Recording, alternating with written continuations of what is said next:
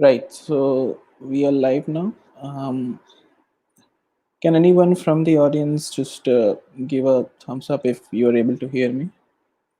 If the stream is perfectly fine.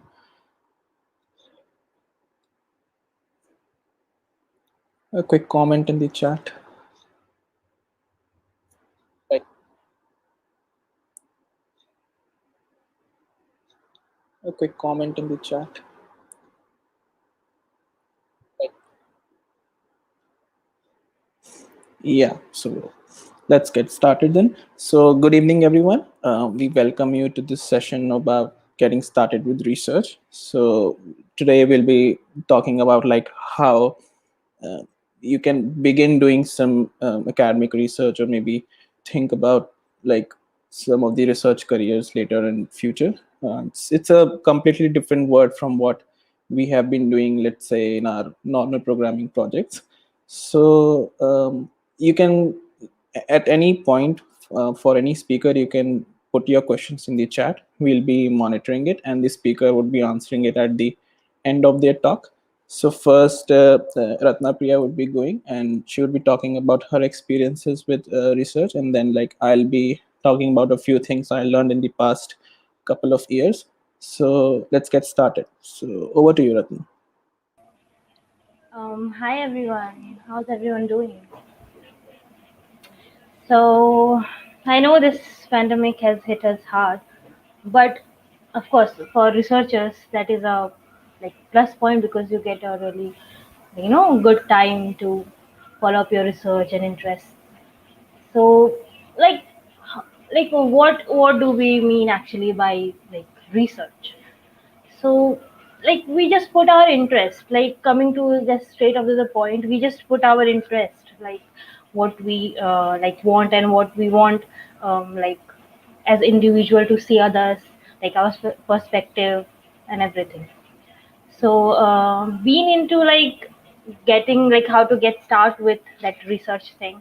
So first of all, you just need to figure out your interest. That is the first point. What you can do for yourself, just figure out your interest, like what you like, what domain you like.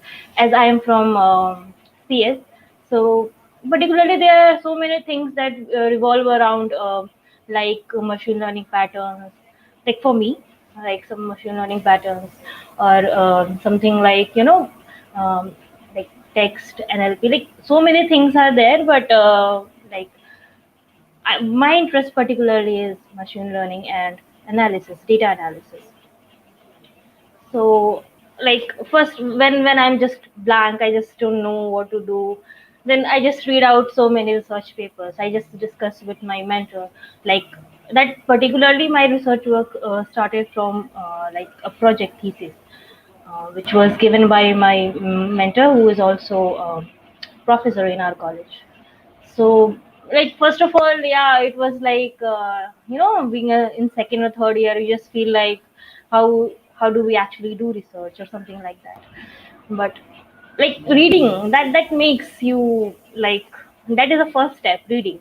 So you just read a lot of research papers and figure out that what do you want to do, and then you just go one by one, just what are the interests. Like coming to machine learning also, there are so many things which we know. So particularly if I how I figured out my interest in cricket, like first of all, I didn't watch cricket like in my school time, but later on I just figured out that like cricket generates an immense amount of data, like whether it be a bowler, batsman, or anything sort of like that. But that gives a like, that's a huge place to get data and analysis and just run your program, see what are your implementations, results, and all of that.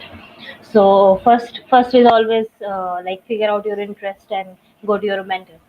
Second, for like getting started with basically research thing, is to collect data. That's why we go for like cricket. For our team, we just went for cricket because there were so many of data. So we just collect data, reprocess it. That's like a very important step to your like research paper, research thing. So just like carefully, precisely choose the data and think about that. How can you, mold into your own ways and anything sort of that. So yeah, implementation is basically what you know and what you want to, explore. So like being exploring, like said that, having said that, exploring that, we can always find, a sort of suppose that machine learning is there. So explore your thing that if I'm saying machine learning, but the people who are in CS know that what it really means. It has so many to give you. So you just have to figure out that on what algorithms you are going to implement your data, or what new you can think, right, for comparing the previously done thing. So you can just um, see the paper, and you can challenge that. Sometimes we just challenge that this method is so outdated, we can just do with our own method or the new method which we have right now. So this kind of research we usually do to find out like how to begin with your paper, how to write, implement that. And again, I would like to say that implement like apart from implementations and algorithms, they have to be like paper should be written in a very you know straightforward method, not very complex. Sometimes we read papers and it seems like it's so complex to understand. It just blows my mind that how we will like understand these algorithms. So until and unless you just write your paper in a straightforward method, it doesn't look very appealing to the other side. So you just work on that, on how to like write a good paper in a straightforward method. And of course, don't write unnecessary things. That is just not good for your paper. Like the things which you are not implementing, that doesn't make any sense to write in your paper. So, and yeah, first of all, like suppose you have written your paper, you have get to your results and anything like that. um, One important thing is that you should have, visualizations in kind of plots, or even if you are like you are researching in a like getting into just like theory kind of things. Then also, if you plot some graphs, or you just give your some kind of tables, visualizations, so that makes your paper really interesting. Like really interesting, because just reading the paper 8 9 pages with just theory, it kinds of make the other side boring. So you just can make your like graphs, plot, like interesting things which you think is good for your paper. And well, like the last thing which we get in publishing a paper is they should be like no copy thing methods. So like when your paper goes to some publication or conference or journal, so basically they would check that like how much percentage you have copied, or like plagiarism checker is there. So 50, at least 15% you should maintain of not copying of your other papers, what you are reading of. Even you are applying the same method to some other data, you should have a check on that you shouldn't repeat the same thing again and again in your paper. Or you don't like something which are repeated does not good, like looks good in your paper. So that is the last thing I would like to say. But of course, read. That was my first thing, that you should read so many papers, and that would be the last thing, that even after you publish your paper, you should read. That makes your mind like, you know you go with other like new methods which are coming up to, and something like that. Yeah, so there are questions which we would like to answer. How do we identify a problem for a research? Like getting to a like problem, like sometimes when you start reading the research paper, you will think that, like suppose I'm giving you an example. Like up to 2020, like IPL 2020, we have done some research, and we found out that David Warner is the is one of the greatest captain. But when you see this IPL 2021, he was just removed from his captaincy. So there we see that there lies actually a problem. There may be a problem in data analysis, but we can improve improve our methods using other algorithms and something like that. Okay, the second question is, what is the right time to get started in research? The anytime you are okay to begin with, first of all, you should have a little basic knowledge of what you are going to implement. Like if you are in just you have just passed your 12th and you just have no idea like how to get started with, then you should start with the thing which first thing is you should start with what interests you, and second is that how to work on that, like implement small models, algorithms kind of thing. And then you just go for reading research papers and think that like you know there's always a space for reading. So having in college, in your first, second, third year, you can always start getting into research work if you want. So any more questions, if you want to answer, like, just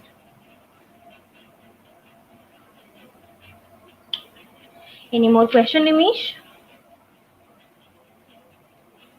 I think we don't have any more questions. So Yeah. um, Yeah, fine, just fine. Just work on yourself. That's the best way. What do you think, Nimish, on that?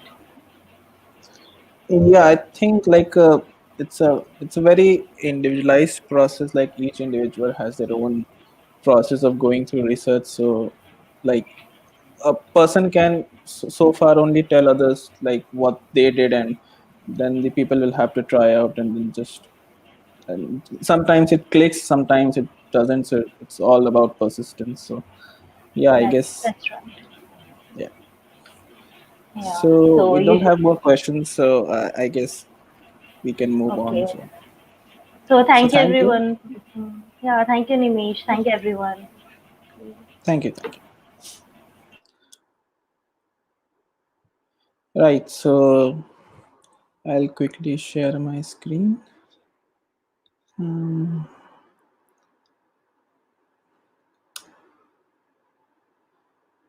Right. So if you can see my screen and you can hear me clearly, give a thumbs up. Then I'll begin.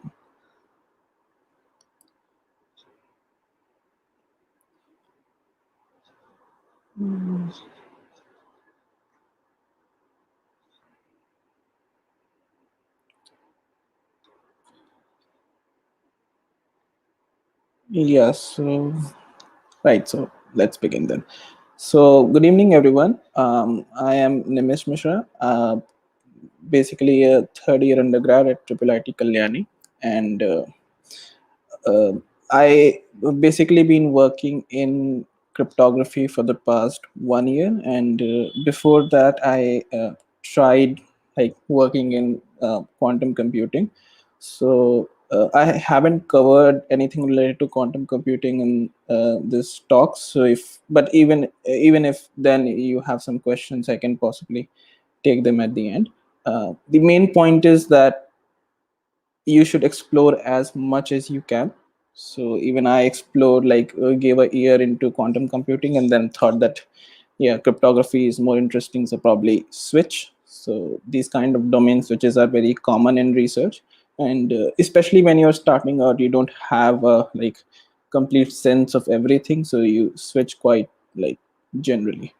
And they can reach out to me through LinkedIn or through mail. And some of the stuff I talk about here, the preprint or the code related to that is available on my GitHub, so you can probably go there and have a look if you wish to.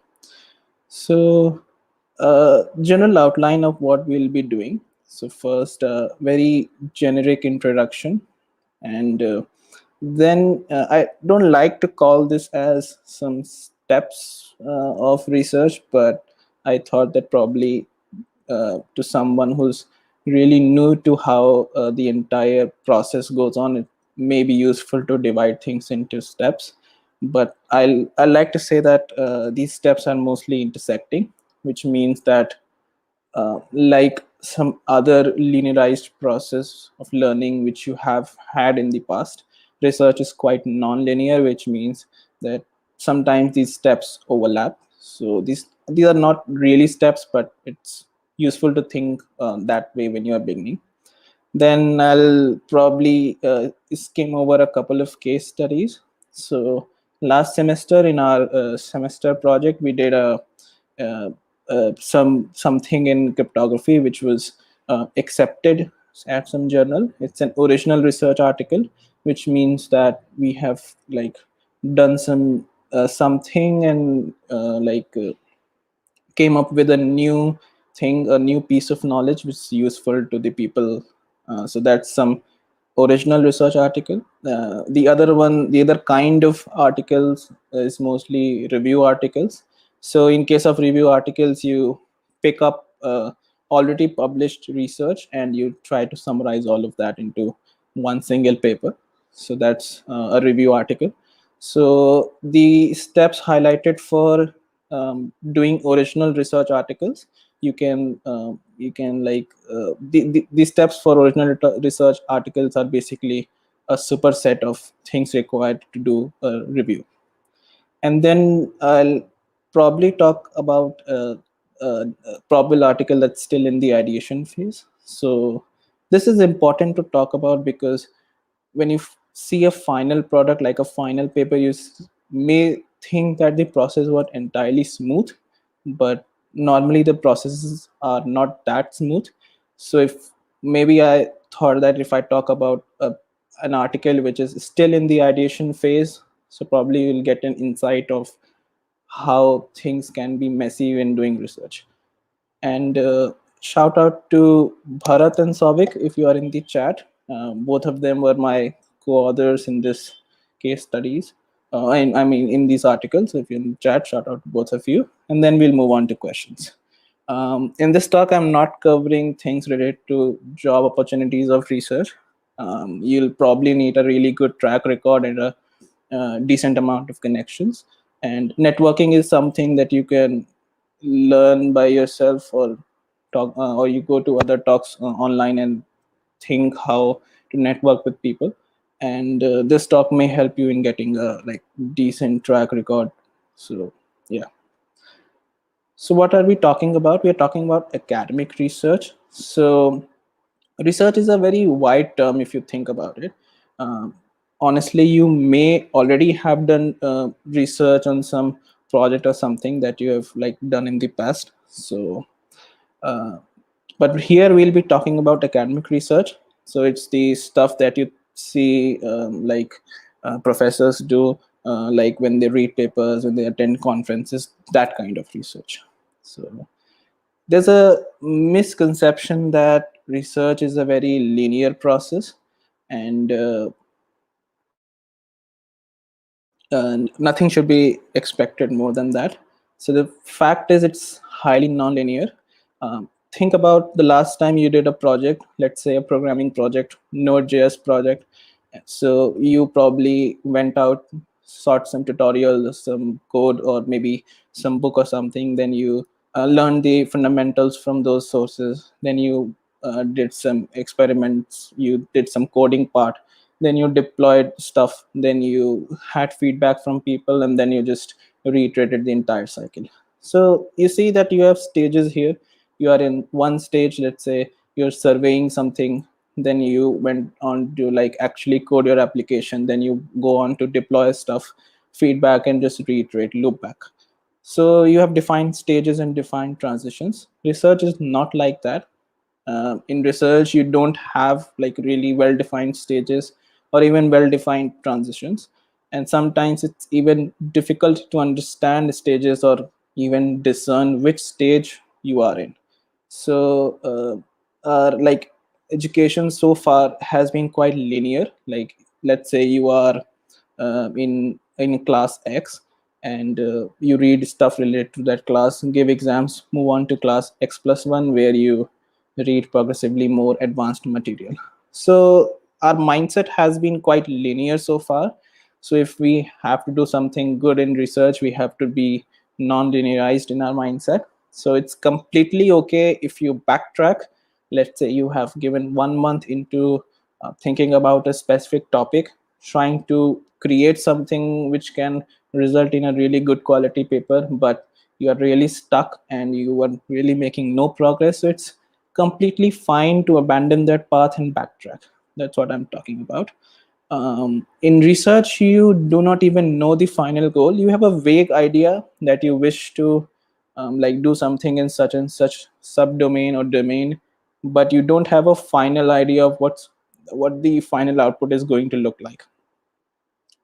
So the main takeaway from the talk that I wish to have is that the methods you have, they depend on the domain of your research, and so that's very important to understand. Like one domain may have different process, the other one may have different process, although all domains certainly have certain shared pointers which I am trying to cover in this talk. So, and you need to build your own methods. That's very important. So others can so far only tell you what they did, but the actual thing is to like listen to them, to try to think what they did and try to replicate in your own research. And my advice would be to be very patient and persistent, because you'll be getting a lot more rejections than acceptances when you're mainly starting out, because you have a lot of ground to cover, and it's a very steep learning curve. Okay, so the first thing is to choose a domain or a subdomain. Your domain is the broad thing that you wish to work on. So maybe it's machine learning, maybe it's security. It's kind of a really broad field. So you can think of it as the field that you wish to work on. So I mainly work on cryptography, let's say. So that's my domain. Someone else may be working on security or machine learning. That's their domain. So, and then there are certain researchers which are interdisciplinary, which means that they combine two disciplines. So maybe you're combining machine learning methods into the study of intrusion detection systems. So you're combining machine learning and security into one. So that's another thing. But mainly, maybe you'll be choosing a single domain when you're starting out, not interdisciplinary fields. Then let's say you have chosen a domain, so you do not just start out doing some research straight away. You need to choose a subdomain. Now subdomains depend a lot on the community's interest. What was popular 10 years back may not be popular now, and maybe working on that topic which was popular 10 years back may not get you anywhere now. So choice of the subdomain depends a lot on the community's interest, and you can always go and look at the recent journals, good quality journals, or maybe good quality conferences to see what's the wind currently. And so let's say your domain is machine learning, so maybe your subdomain is generative neural networks, or maybe you're talking about security in the industrial IoT hemisphere. So these kind of subdomains, you choose one so that you have a lot more clarity on what you wish to do. And an advice when you're starting out, so research activities are like always incremental. So as I already told, that first I started out with quantum computing, then I switched to cryptography. So was I able to port a lot of material and knowledge from quantum computing to cryptography? No.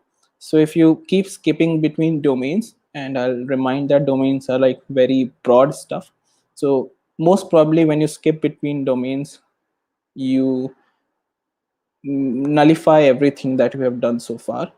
Most of the things you nullify. Some things you can always port to the other domain as well, but not always. So if you are exploring stuff, I don't think it's a good idea to spend 6 months in one domain and then switch to the other domain. You'll be spending a lot of time. If you are exploring stuff and you don't know what domain and subdomain you wish to go for, I'll suggest to simply, you know uh, attend a couple of conferences. Now conferences are being online as well. Attend them and try to see what research goes on in a certain domain. So do not commit yourself to a project if you are still exploring a domain.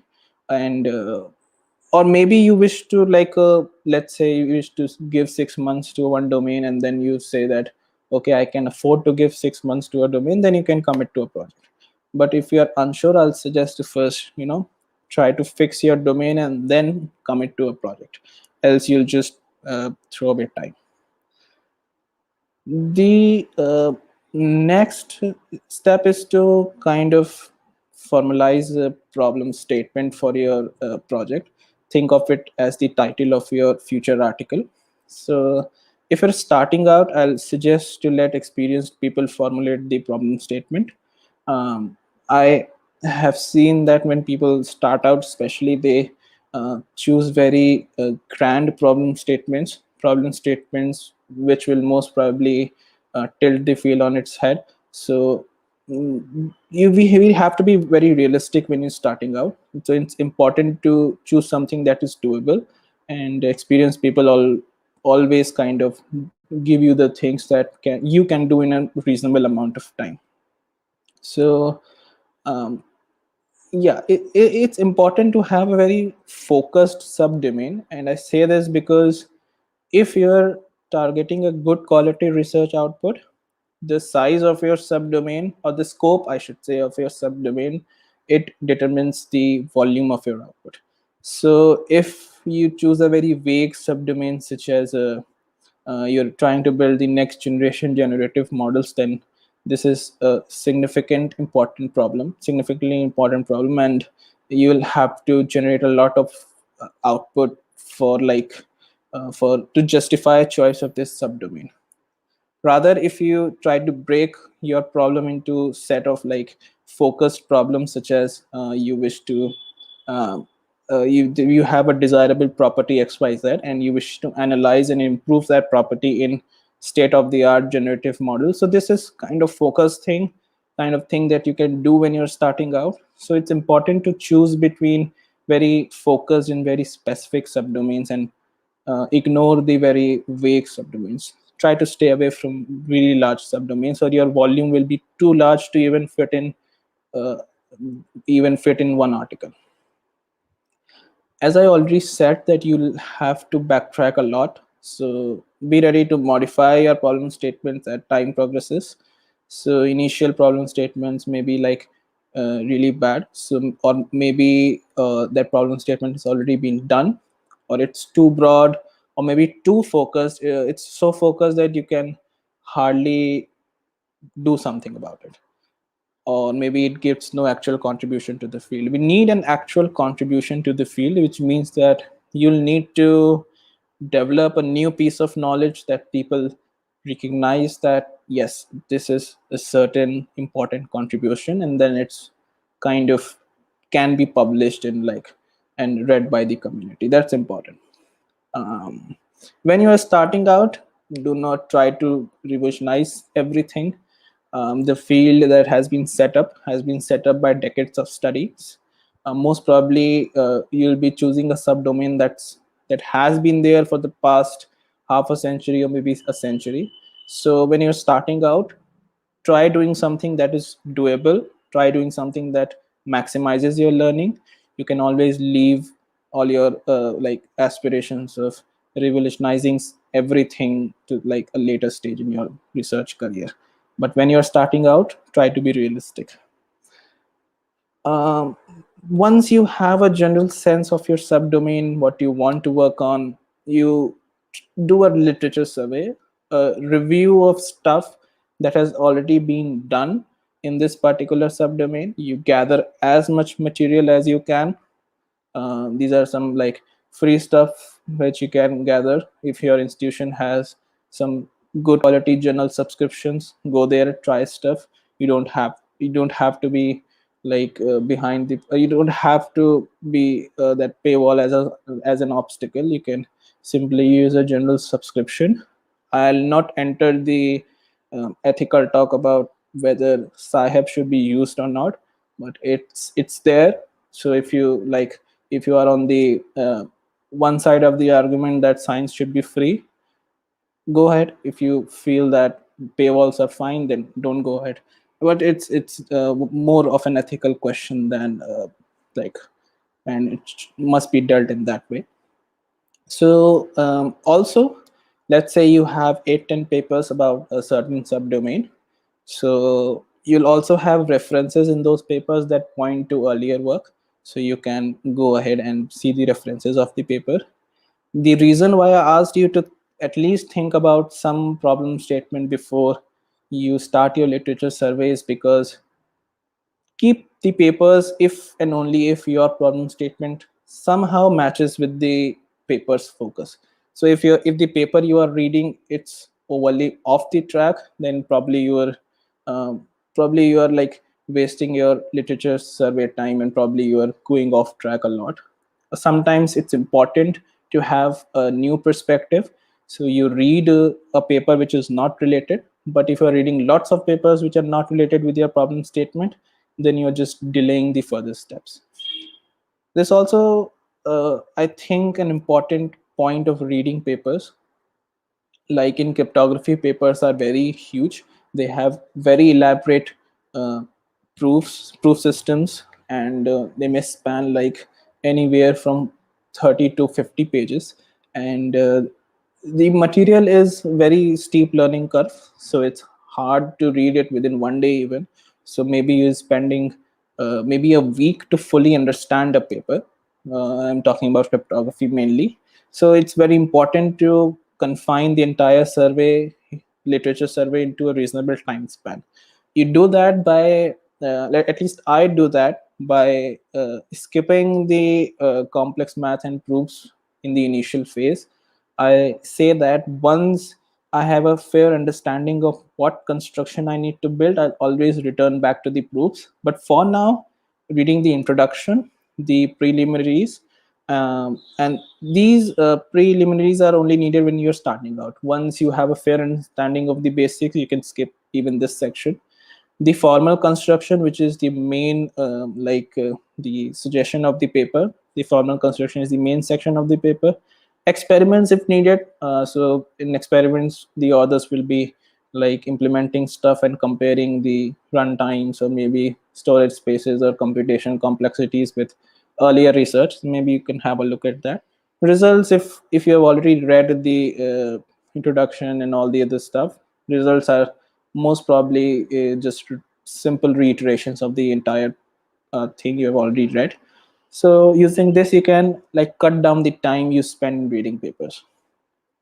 And always try to scan a paper from the lens of your problem statement. um, Learn stuff from the paper, but always keep that lens on the lens of your problem statement. Always try to fit things from the paper to your problem statement. um, right, so the next step is probably the most important. It's where we create that new piece of knowledge that will become the focus of our new paper. And this is the hardest part. This is the hardest part to do. And you may know why, because because you'll have to combine stuff that has already been done, try to create something which can be published, which people will like to read. And this requires a lot of iterations, and it's interleaved with all other steps. So you'll have to backtrack a lot in this case. And then you write the paper. So I'll say to not wait until the last moment to write the paper. um, as soon as you have certain insights into what you wish to be doing, you should write sections. You should not wait until the last moment. um, a good point is to look at like similar papers to see the acceptable article organization, which by which I mean what kind of organization is paper organization is accepted in your chosen subdomain. So if people are like formally making some threat models to justify their new construction, so probably you should also make a similar threat model, because that's how the community kind of evaluates the new constructions. So what to write, not what to write, I mean a generic outline of the paper, I guess, can be found if you glean through the papers that you have already read during the literature survey. Probably the most important part to ensure certain ethical stuff. If you're receiving some help, always credit to those people in the acknowledgements. Always do that. Um, if people have helped you with stuff, give them the co-authorship. Um, by criticism, I mean that let's say you have already written the paper and you ask someone for like their thoughts on the paper, that deserves credit in the acknowledgement. But if some person has done more than that, if they have contributed significantly in the ideation phase, if they have written lines of code which you have used in experiments, if they have written the code that has been specifically for experiments of your paper, um, or if they have helped in writing or editing of the paper, then that person probably deserves to be a co-author. If these are helps are significant, then that's a co-author. um, However, if you have like if a person has written some code for some other purpose and you borrow that code and try to kind of do stuff for your research, then that's an acknowledgement, not a co-authorship. But if some person has specifically written stuff for your experiments, that's a co-authorship. And the last point is the order of co-authors. This means that you'll need to order the co-authors in order of their contribution. So the co-author that has contributed the most becomes the first author, then the second, then the third, and the guides usually come at the last. And then you just submit stuff and wait for the reviewers to give you feedback, and then you iterate upon that. Journals don't usually have fixed deadlines. I mean, they do have deadlines for the reviewers to return the review, but especially in the current times, those deadlines can be very flexible. Also, they don't have a fixed time frame within which they give you a decision. So let's say if the reviewers and the editors are convinced that your paper is somewhat a good contribution but not quite ready, there are still stuff that needs to be edited, they'll kind of keep making you revise those things maybe 3 or 4 times, even 3 or 4 times. And this process can stretch up to 6 months or 7 months even. If your paper is decent enough, as so the entire process can get over within 3 months. And so this is the kind of flexible timeline I'm talking about.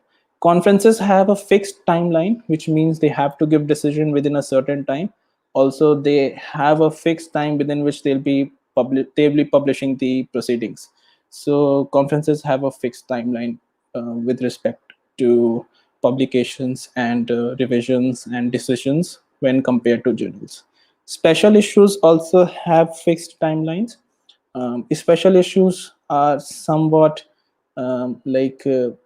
somewhat issues of the journals where they focus on certain topics which are like really important to which they think are really important in the present scenario.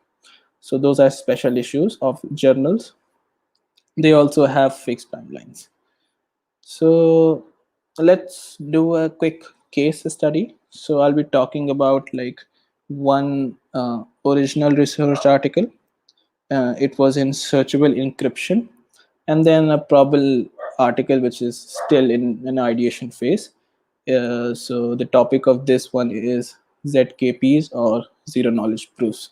Both of them are cryptographies from cryptography, but you don't need to know them to understand stuff I'll be talking. So I already have a domain, so I don't need to choose one. It's cryptography. So now I need to choose a subdomain. So this searchable encryption one. So this subdomain was the choice by my guide. So we were doing this semester in this semester project. So our guide was Hafizul sir. So he chose this subdomain for us, and he chose this through a special issue of the journal. So there was this journal and it said that it had to have this special issue, and within this special issue there were like many topics of interest. So we picked one that became our subdomain, and it was post quantum searchable encryption scheme.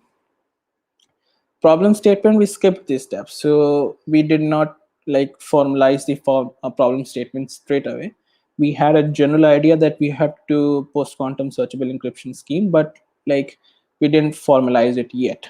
So literature survey, go to Google Scholar, we gathered stuff, made a list of like 8 to 10 papers from the last 2 years.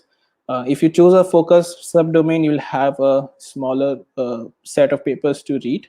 If you have a very wide subdomain, you may be reading 100 or maybe 200 papers. That's what authors that write reviews do. If you're writing a review paper of a very popular subdomain, you may be reading more than 100 or maybe even 200 papers. Uh, and yes, we got 2 survey papers. These survey papers are the review papers I'm talking about. So these were pre-quantum surveys, and we were doing post-quantum stuff. Still, these were important. And this survey paper, as this was a decent enough subdomain, so we had straight away a reference list of I think 80 or 90 papers. So but this survey paper, it had already compiled all the important things from those 80 and 90 papers. So we already had a good sense of what those 80 90 papers, pre-quantum papers, were about. So we did not need to read those 80 90 papers separately. The survey was enough to understand stuff. So we just had to read those 8 to 10 papers. Now yeah, so survey papers, as I said, they already listed the pros and cons of existing schemes. That's quite important to understand. That's what survey papers are about. And now post quantum schemes, where we were focusing, they had like 8 to 10 papers. And the latest of them, let's say, was paper XYZ. So XYZ was a good quality paper, and by talking about good quality papers, I appreciate the papers which compare already existing literature's construction to theirs. So XYZ pointed shortcomings of all previous research that was in post-quantum searchable encryption schemes. So we already had a good sense of what was missing in those previous schemes, which means that if we were able to break XYZ's construction, then that renders the subdomain again as an open problem. By this, I mean that post quantum searchable encryption scheme in a certain threat model, such a scheme does not exist. XYZ claimed that they were able to create the first such scheme which was able to resist attacks from a certain threat adversary.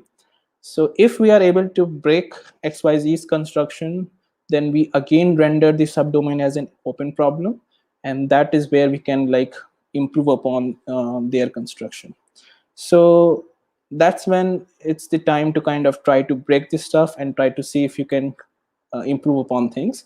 So XYZ, it combined encryption and signatures, and they claimed security in the second best threat model.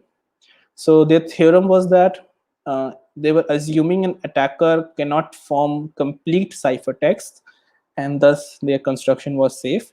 So this was their assumption, and you can always, at least I can talk about cryptography, you can always attack assumptions, because people make a lot of assumptions when they are talking about security, and sometimes those assumptions can be tweaked with to see what else can be done. So we again attacked this assumption itself, and we said, what if we allow an attacker to make incomplete ciphertext?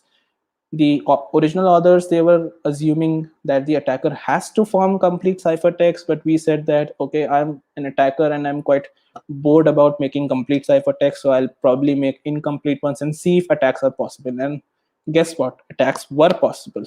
So this is where we had a certain like insight into what we had to do. So now we went back and formalized the problem statement. So we said that XYZ claims something, and what they claim is false, and hence the problem they were trying to solve is still open. So we have to solve it. So that was mainly the idea. That was mainly the problem statement, and we had stuff so far. So we began writing stuff. So we did not wait until the last moment to write stuff. So we wrote the cryptanalysis section, in which we covered the previous literature that was there, what was the best method available so far and what was the problem with the best method. We wrote that. Then we went back again to the literature survey. We saw how papers used to do like formal security proofs. So we learned how to do formal security proofs. Then we did a security proof for our paper. We wrote the proof to the final to the first draft. Then we implemented everything, our scheme, the previous scheme, and then we compared runtimes. And what else did we compare? We compared probably communication complexity, I remember, and probably we compared some sizes of ciphertext. I don't specifically remember, but we chose two or three parameters on which we'll be comparing the scheme. So we compared and we implemented our scheme and the previous scheme and wrote the results. So the paper got ready over a period of 3 months. And you can see that the steps were interleaved. It wasn't a very smooth process where you have a stage A, then you move to stage B to stage C. It wasn't like that. It was a very interleaved process, but yeah, it happened. So uh, a quick note about the second one, the second case study. So this is about zero knowledge proofs, and it's still in ideation phase. So it's more messy than the first case study, which is already done at the point I'm talking about. And so let's start again. So I already have a domain. I had need to choose a subdomain. So I attended an online conference, and there were talks about some zero knowledge proofs, and I attended those talks, and it was very interesting. So I thought that probably I should look into it. So the subdomain was non-interactive zero knowledge proofs with blockchain as enabler. So the reason why I chose to go with this subdomain is because the most recent interest in this particular subdomain, specifically with using blockchains to enable non-interactive zero knowledge proofs, it started, let's say, I guess, late 2019, and there are the number of people interested in this domain, they are increasing, but it's still quite young field. Now, non-interactive zero knowledge proofs, it's not a young field at all. There has been work in the past decade, but all of that work, it kind of it depends on a trusted party, a trusted third party, uh, a trusted centralized party, I should say. And recently, people have been talking about what if we decentralize this trust. So that's a very interesting problem, and thought I should maybe try to look into it. Again, the problem statement, I skipped it. I don't know what I'm still looking for, but yeah, I skipped it. Literature survey. So again, search for stuff, and we didn't find a survey paper. So sometimes it happens that you don't find a survey paper. If you find, you are in luck. You have a reference list of a lot of papers you can look through. But if you don't find, then you'll have to go out. You'll have to pick papers one by one and you need to read every one of them. So there are many papers with non-interactive zero knowledge proofs, but there are only a few papers, and they are very recent, which are actually NIST plus blockchain. So that's our focus. So again, there was a paper, let's say ABC. It improved upon the previous models by exploiting the public verifiability of blockchain. And then there came another paper XYZ, which broke ABC's constructions. So again, the same thing. It's kind of a security mindset that the when you look at breaking a certain security construction, you probably say that the weakest link, the entire security is as strong as the weakest link. So if you have a link and you can break through at least one portion of the scheme, the entire scheme is as good as broken. So if we are able to break XYZ's construction, we'll have an insight on what to do next. So again, we got lucky that again XYZ made some assumptions about a blockchain. Now one of them is completely wrong. We know it's completely wrong for realistic networks like Bitcoin, And that's a thing to actually think about. Most of research papers actually make a lot of assumptions about real world stuff, which is not true. So you can always target those assumptions, and most of the times you'll get insight on how to maybe relax those assumptions, or maybe completely do away with those assumptions. So the current state we are in is, now we have to construct a NISC without relying on the without relying on the assumptions that XYZ relied on, because it's not true in realistic networks. So it's the problem statement and the paper write-up is still pending, because stuff is still in like ideation phase. We are still thinking whether relaxing those assumptions does not lead to some sincere security problems in other parts of the scheme. So you have to spend some time thinking about the reliability of what new stuff you have thought about. So you cannot just jump to the first conclusion you have. More generally, the first conclusion you have isn't the best conclusion. So it's the first solution you have, and you should always uh, take back a step, spend some time in on, let's say, some other project, and then come back and see everything with a fresh eye, and maybe you'll have a next solution, a better solution, and you'll be very surprised, and you'll say that it was better that you did not take the first solution, because most of the times the first solution is very messy. So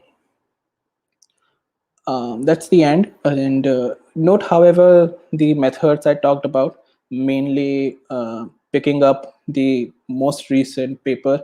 And since the most recent papers were generally good quality papers, they had already pointed out the flaws in the papers prior to those papers. So if you break the most recent paper, break the assumptions, or maybe break the construction, or do something about it, you generally have the subdomain as an open problem which you can tackle. So this is a very hacker mindset, I should say, and security is somewhat related to that mindset. You try to break stuff. So, but the methods, they depend a lot on what subdomain you're talking about. So in cryptography, schemes get broken every now and then, assumptions are challenged, and the claimed results, they turn to open problems which you can always work on. Now, a question which you might be thinking, that in the last year all we have done is choose the best paper in a certain subdomain, a very specific subdomain, try to challenge those assumptions in that paper, maybe try to challenge the threat model in that paper, and we improved on that very specific stuff, and did some research and wrote some paper. So this is not groundbreaking, and that is something that I accept. It's something of a very focused nature. Like, not everyone in the world is going to probably rely on non-interactive zero knowledge proofs. Now, zero knowledge proofs are important. Maybe there have been suggestions to use them in cryptocurrencies. Zero knowledge proofs basically allow you uh, to tell other people that you know something without actually sharing that. So let's say I know a secret. So how will you verify that I know that secret? Unless I try to share that secret in some encrypted form, maybe hash that to some value and share that with you. So how do you know I know a particular secret? So there are schemes which try to share that secret with you, so that you can verify that I know a secret. But zero knowledge proofs try to let me tell you that I know a secret without sharing anything about the secret itself. So these are quite interesting constructions which have found applications, obscure applications, I accept, but have found applications in certain scenarios. So it's not evidently groundbreaking. So when you think about groundbreaking research, it depends a lot on your skill set and experience, I'll say that. And most probably, when you're starting out, choosing a very grand problem statement should not be your focus, because you'd most probably spend, maybe let's say, even a year trying to do stuff and still not get anywhere. So when you're starting out, take baby steps. try to understand the domain you work in, try to find collaborators, try to have interesting discussions, go to conferences. Most of them are online currently. You can, and even free, so you can go to conferences and talk to people. And it's very important to kind of get going. And that's why I suggest that it's best to start with doable research. And over the years, when you get experience, when you see how the field changes over a certain period of time, you can gradually transition to even bold problem statements. So thank you. And now I'll have questions if you have any. So okay, we have a question. What are the broad fields of research in computer science and engineering? You have any everything that you can think about computer science. Let's say the stuff that you read in college, all of them are potential research fields in computer science. So you'll have people doing cryptography, like some I do. You'll have people doing machine learning, deep learning research. You'll have people doing research related to hardware. So all of that stuff where you try to, you know, build pipelines and that stuff. You'll also have that field of research. It's more hardware focused, but you have that. Then you'll have security research. I'll say that most of the security research isn't academic, so you don't actually sit down and write papers and publish in journals. Security research is more like, I should say, it's more like on other platforms, like you can go out and you can seek bug bounty programs, things like that, where you have a certain software, you try to break that stuff, and then you sell your exploit and things like that to people and earn some money. So that's vulnerability research in short. It's other kind of research, not mainly academic, but it's also something that has been blooming for some past few, let's say, decades in computer science. So anything you can think of in computer science, you have a research field associated to it. The most important point is where you can possibly join, where such a research takes place. That's the thing that you'll have to research online and think about. Then someone asked, what are the prerequisites to learn cryptography domain? That's a good question. So if you ask, what did we know when we started with, let's say, the first case study, uh, not case study actually, when we started this thing, what did we know? So what did we know? We had 3 months experience in lattice based cryptography. So that's not a very long experience. We just read one book, well, not your general textbook, more of a conference proceedings on lattice based cryptography, and that was all the experience we had. 3 months, and we started. So if you wait for a very long time, if you think that uh, the longer you wait, the more prepared you become, so it's not going to happen like that.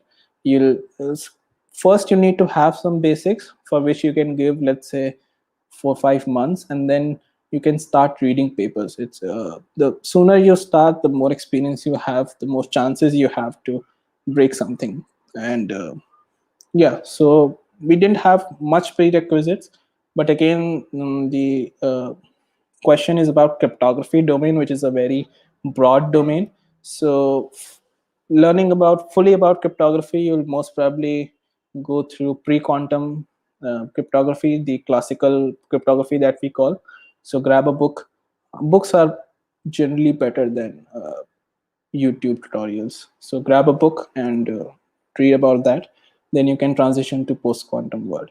So yeah, if any more questions, then you can throw them. Else we can call off the session.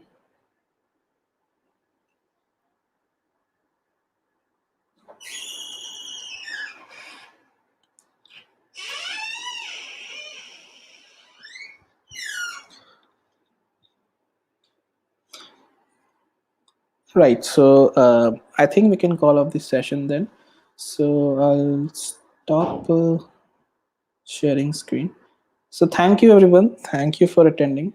And we are still here. So if you have some questions still, you can contact on Discord, the official server. And yeah, have a great day. I'll end the broadcast now.